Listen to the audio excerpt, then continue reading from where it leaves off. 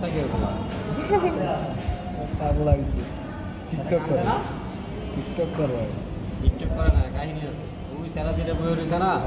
গাড়ি বই রয়েছে সাংবাদিক সাংবাদিক পাতি সাংবাদিক আর কি মনে কিছু আগ্রহ করছে তাহলে কি ওরা শাস্তি দিতে আছে না